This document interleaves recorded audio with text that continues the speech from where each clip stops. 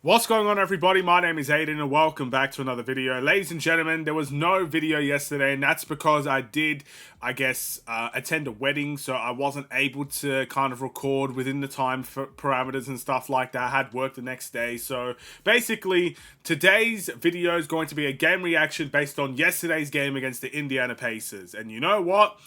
This video, look, if I wasn't committed to making game reactions for every video, I would probably just forget about this one. Because honestly, we kind of sucked, especially offensively in this timeout. But even defensively, we sucked as well.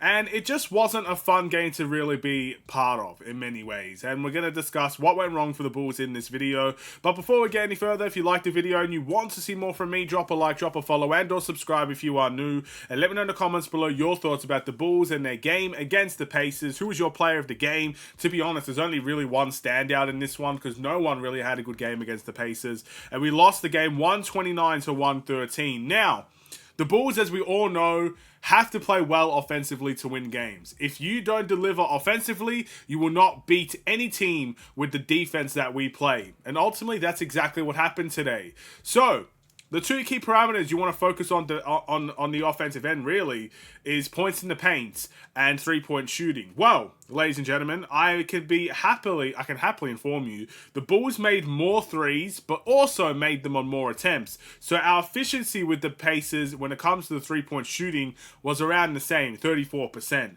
The Bulls shot 12 from 35, where the Pacers shot 10 from 29. So that is kind of where both teams were at in terms of the three-point line. But the biggest parameter, we got destroyed when it came to points in the paint. The Indiana Pacers had nearly did they have more? They had more than half their points in the paint.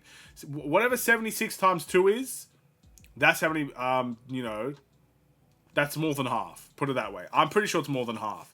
Whereas the Bulls had 54 points in the paint. So we got destroyed in that area, 20 plus points more, and we lost the game by 16 points. So I think that speaks volumes to where the Bulls were in this game and what they were doing.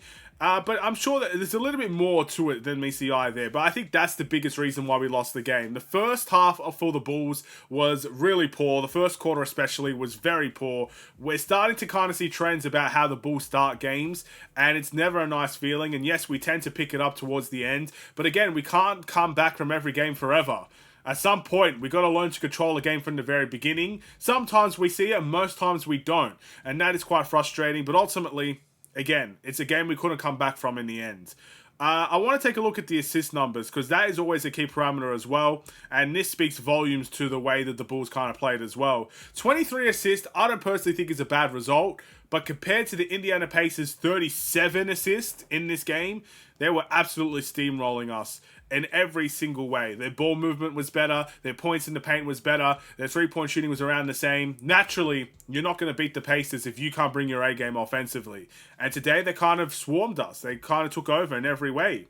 And you know what? When Halliburton has 13 of those assists, and you got other guys like TJ McConnell, the Bulls killer, didn't have the greatest game today, but he had 6 points and 5 assists, which is not bad for a role player. You know, you got Siakam out here with 3, and Mathurin out here with 4.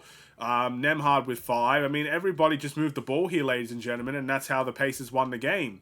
For the Bulls, there's only one standout here, and that's Zach LaVine. 31 points, 4 rebounds, and 4 assists on the night in 35 minutes of action. Other than that, Kobe White had 19. Jalen Smith had 13, so I think that's a pretty standout performance off the bench. We didn't have Lonzo Ball in this. We did have Lonzo Ball, actually. Sorry, my bad. Chris Duarte played in this game. I don't know, man. It just felt like a game where we had to try different things and it didn't work out, honestly. But yeah, no one really stood out. Vucevic had a piss-poor game. I don't tend to give out must-improves for games anymore, but if I had to, I'd give it to Vucevic because, again, 27 minutes and only 10 points and 7 rebounds. That just doesn't seem to me like the Vucevic we have seen over the past couple of games, this entire season, really. We could definitely see better from him, and we just didn't do it. And I don't even think they had Miles Turner in the game, so there's no excuse for a game like that for Nikola Vucevic. And again, if he had remotely the type of game we can normally see from him, I wouldn't say, again, we would have still got destroyed with points in the paint, but we might have been closer there, and I think that's as simple as it gets. I don't really have too much else to say, to be honest. I don't want to remember this game. I want to move on. And let's be honest, We all knew we were going to lose a game this week. You know, every time the Bulls seem to get close to a 3-game win streak, that's when we cut ties with winning. We don't want to get to 3 games. We don't want 3-game winning streaks. We don't want 4-game winning streaks. We don't like streaks, ladies and gentlemen. People call us the streak breakers, but we're not a streak starter, are we? We just end up collapsing where we stand every single time. And no matter how good you may feel about the Bulls, just know that 2 games later, they're going to smack you in the face with reality. That's exactly what happened in this timeout. I don't have too much else to say. The Pacers beat us in every single facet of the game. Offensively, they beat us. Rebounding-wise, they beat us. Defensively, they beat us. They just beat us down. And it was a disgusting performance. Really. I mean, the fourth quarter is really the salvation point for the Bulls there because there was nothing else to really look forward to there. We got beat 3 out of the 4 quarters that we played. So, I mean, good fourth quarter, I guess, but not enough. My player of the game is Zach LaVine. Pretty standard. Don't think there's really too much else to complain about or say in this situation. I know he played 35 minutes and he had 31 points, but again, no one stepped up to the plate. No one. He's the only guy that scored into the 20-plus point range. And we just sucked in this game. And we didn't have a Halliburton that could get 13 assists and bail us out of it. We just didn't have that type of quality there. So, we got to move on. Our next game will be against the Washington Wizards. This is a redemption game. And look, I want to end the week positively. I want to end the week in a situation where we look at the Bulls and say, you know what? Even though the Pacers game was not a great performance, it was quite embarrassing overall in all honesty, at least you can end the week positively. That's all I want. At the end of the day, I want to end every week with more wins than losses. That's what I want. I understand we're probably never going to go on another 3-game, 4-game winning streak ever again. It just feels like we're just never going to do it.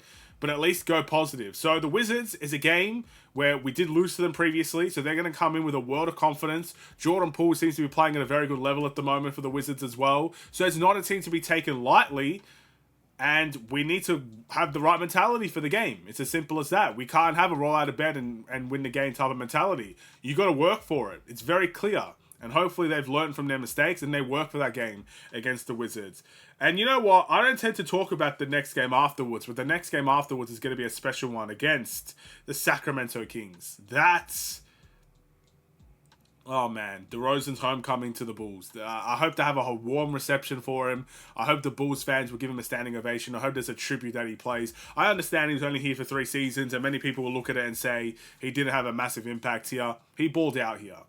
Maybe the team didn't do well, but he did well here. So I hope there's a nice warm reception coming his way if he plays this game. Even if he doesn't, I hope he's there in the arena so he could get the ovation that I truly believe he deserves, and an ovation only Chicago fans can bring to the table. But that's still a ways away. We got the game against the Wizards to worry about.